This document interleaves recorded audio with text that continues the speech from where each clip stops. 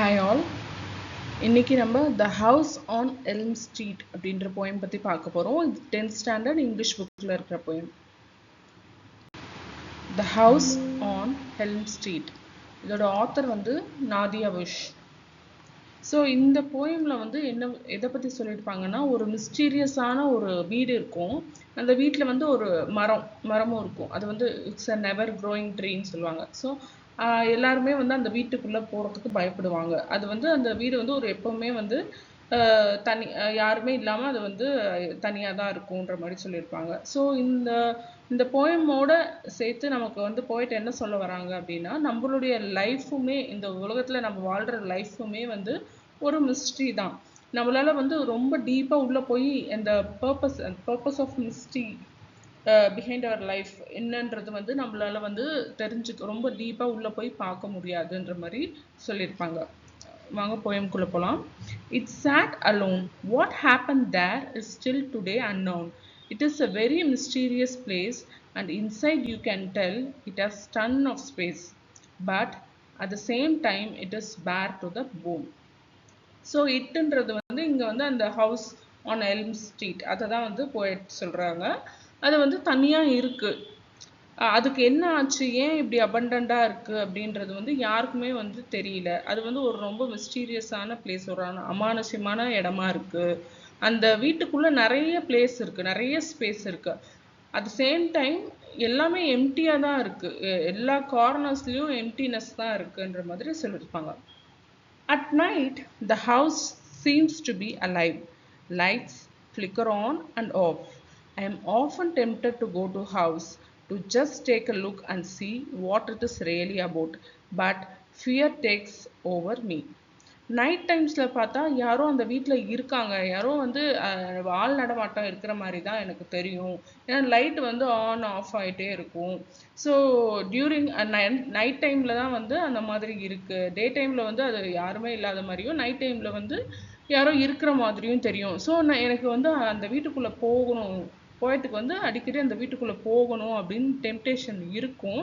But என்னன்னா ஃபைனலாக அது அவங்களோட பயம் வந்து தடுத்துரும். பயத்தினால அவங்க வந்து என்ன பண்ண மாட்டாங்கன்னா, அந்த வீட்டுக்குள்ளே போய் அதுக்குள்ளே என்ன இருக்குது அப்படின்றத தெரிஞ்சுக்காம இருந்துருவாங்க. I drive past the house almost every day. The house seems to be a bit brighter on this warm summer day in May. It plays with your mind. To me, I say, it is one of a kind. So என்னன்னா, இவங்க வந்து அந்த வழியாக தான், author வந்து அந்த வழியாக தான் எவ்ரிடே டெய்லியுமே போவாங்க. மோஸ்ட்டாக வந்து அந்த சம்மர் டேஸ் மே டைம்லலாம் வந்து ரொம்ப கொஞ்சம் பிரைட்டராக தெரியும் அந்த வீடு. அதே மாதிரி அது நம்மளுடைய மைண்டோட விளையாடும். ஏன்னா உள்ளே என்ன இருக்குன்னு தெரியலையே, அதுக்குள்ளே என்ன இருக்குன்னு நம்ம போய் தெரிஞ்சுக்கணும், அந்த மாதிரி ஒரு மைண்டோட வந்து அந்த வீடு வந்து விளையாடுது. ஸோ இது வந்து ஒரு ஸ்ட்ரேஞ்சான திங் தான். இந்த வீடு வந்து ஒரு ஸ்ட்ரேஞ்சான திங் தான்ன்ற மாதிரி சொல்லியிருப்பாங்க.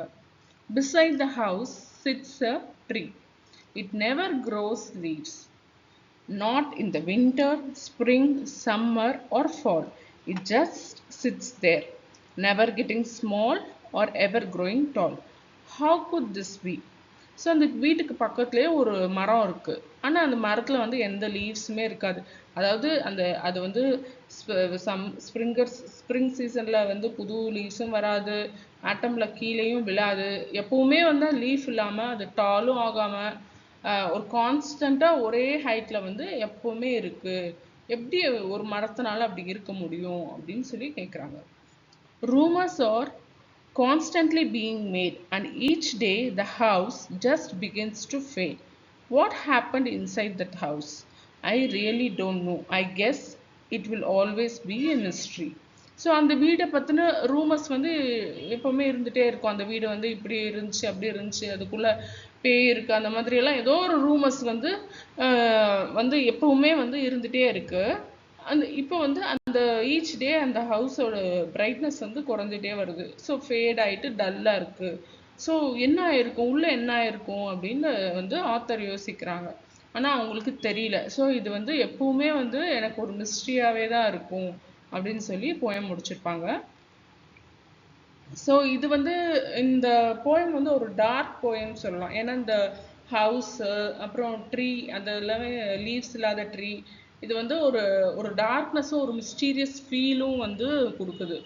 ஸோ இப்போ ட்ரீனா வந்து எப்பவுமே பச்சை பசேல்னு இருந்தால் தான் வந்து ஒரு நேச்சுரலான திங்கு. ஸோ அதுதான் வந்து ஒரு கேரக்டரிஸ்டிக் ட்ரீயோடது. பட் இங்கே வந்து லீவ்ஸ் இல்லை அந்த மாதிரிலாம் சொல்லியிருக்கிறதுனால இது வந்து ஏதோ வந்து கொஞ்சம் மிஸ்டீரியாக இருக்குது அப்படின்ற மாதிரி ஃபீல் பண்ண வச்சிருப்பாங்க போயிட்டு. ஸோ ஃபிகர் ஆஃப் ஸ்பீச் பார்க்கலாம். It sat alone. இந்த வீடை வந்து ஒரு பர்சன் மாதிரி சாட் அலோன் சொல்கிறதுனால இது வந்து personification. And inside you can tell it has a ton of space. So நிறைய ஸ்பேஸ் இருக்குது அப்படின்னு சொல்லியிருக்கிறதுனால அது வந்து என்னென்னா ஹைப்பர் போல். டன் ஆஃப் ஸ்பேஸ்னு கொஞ்சம் மிகுதியாக சொல்லியிருக்கிறதுனால அது hyperbole. But at the same time it is bare to the bone. அது வந்து மெட்டஃபர். அதே மாதிரி at night the house seems to be alive. அது வந்து பர்சனிஃபிகேஷன் அப்படின்னு சொல்லலாம். Lights flicker on and of. அந்த சவுண்டு இருக்கு இல்லையா, ஃப்ளிக்கர் ஆன் ஆஃப் அந்த சவுண்டு, அதனால அது வந்து ஒன்னமோட்டோபியா அப்படின்ற ஒரு ஃபிகர் ஆஃப் ஸ்பீச்சு. அப்புறமா தேர்ட் ஸ்டான்ஸால it plays with your mind. அதுவும் வந்து personification. Beside the house sits a tree. Fourth ஸ்டான்ஸால ஃபர்ஸ்ட் லைன் பார்த்தீங்களா, அதுவும் வந்து பர்சனிஃபிகேஷன். அப்புறம் it just sits there never getting small nor ever growing doll. So இது வந்து ஒரு கான்ட்ரடிக்டான, சின்னதாகவும் வளரவும் இல்லை அப்படின்றதுனால கான்ட்ரடிக்ட் ஆகுது அப்படின்றதுனால இது கான்ட்ரடிக்ட்னு சொல்லுவாங்க, இல்லைன்னா பேரடாக்ஸ்னு சொல்லுவாங்க. ஹவு குட் திஸ் பி அப்படின்னு கொஷின் கேட்டிருக்காங்களே, இது வந்து ரிட்டாரிக்கல் கொஷின். அதாவது ரிட்டாரிக்கல்னா ஆன்சருக்காக அந்த கொஷின் கேட்கலாம், அவங்க சொல்ல வர்றதை வந்து எம்பசைஸ் பண்ணி சொல்கிறதுக்காக கேட்கப்பட்ட கொஷின். ஸோ அது வந்து ஒரு ரிட்டாரிக்கல் கொஷின். அதே மாதிரி தான் வந்து லாஸ்ட் ஸ்டான்ஸால what happen inside the house, அதுவும் வந்து ரிட்டாரிக்கல் கொஷின் சொல்லலாம். ஸோ இதில் வந்து ரைமிங் ஸ்கீம் வந்து பார்த்தீங்கன்னா ஏஏ பிபிஏன்னு இருக்கும். ஃபஸ்ட்டு பேராகிராஃபில் ஏஏ பிபிஏ. ஸோ அந்த மாதிரி ஒரு பேராகிராஃப்லையும் ரைமிங் ஸ்கீம் பார்க்கணும்.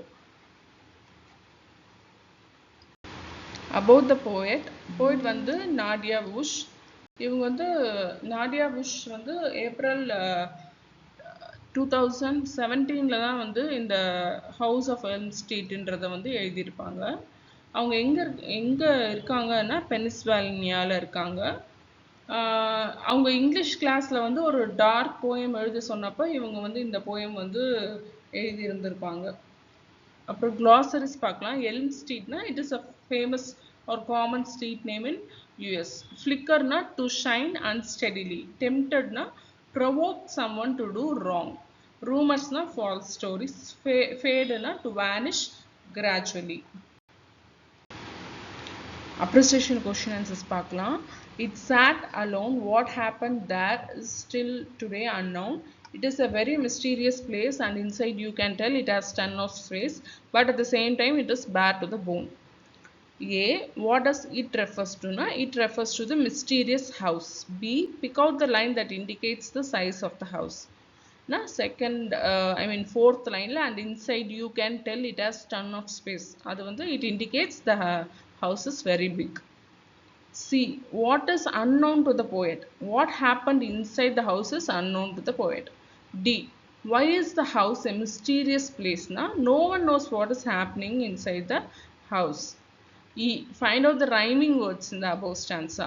Alone, unknown, bone and place, space. இதுதான் வந்து rhyming words. Find out the figure of speech in first line. அது வந்து first line it sat alone na personification. G. What is the figure of speech in fourth line? Fourth line na and inside you can tell it has a ton of space. அது வந்து hyperbole. Exaggerate பண்ணி சொல்றதுனால hyperbole. Second one. I drive past the house almost every day. The house seems to be a bit brighter on this warm summer day in May. It plays with your mind. To me, I say it is one of a kind. A. To whom I refer to? I refers to the poetess Nadia Bush. B. Pick out the alliterated words in the second line. And the bit brighter. C.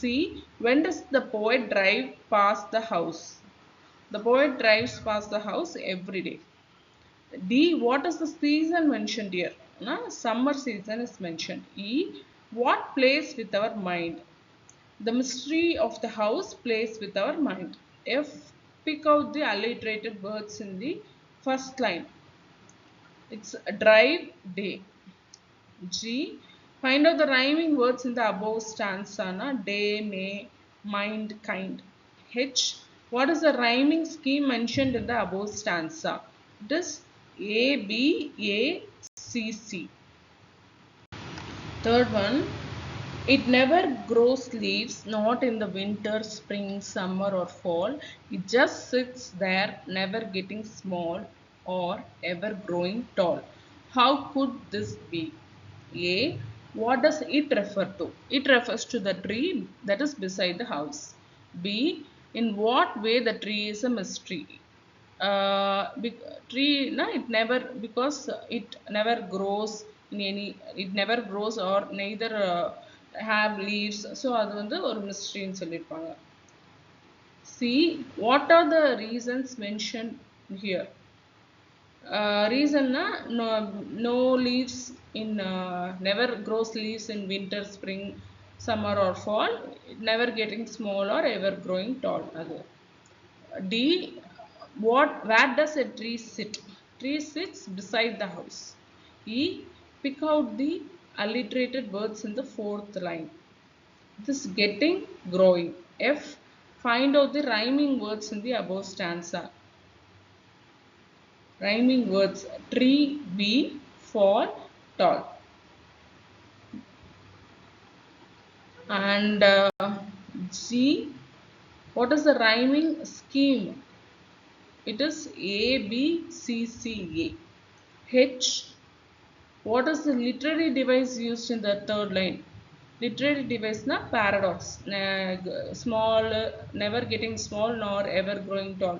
அது வந்து paradoxன்ற literary, அதாவது contradict ஆகியிருக்கிற மாதிரி இருந்திருக்கிறது இல்லையா, அது வந்து paradoxன்னு சொல்லுவாங்க. Fourth one, rumors are constantly being made and each day the house just begins to fade. What happened inside that house? A. Does the house remain the same every day? No, the house does not remain the same every day because it is fading. B. Why does the poet consider the house to be mystery? Because the poet does not know what is happening inside the house. C. What rumors may be made about the house? There may be a ghost inside the house. D. Find out the rhyming words made, fade. What is the rhyming scheme mentioned in the above stanza? It is A, A, B. What is the figure of speech in the second line? It is hyperbole.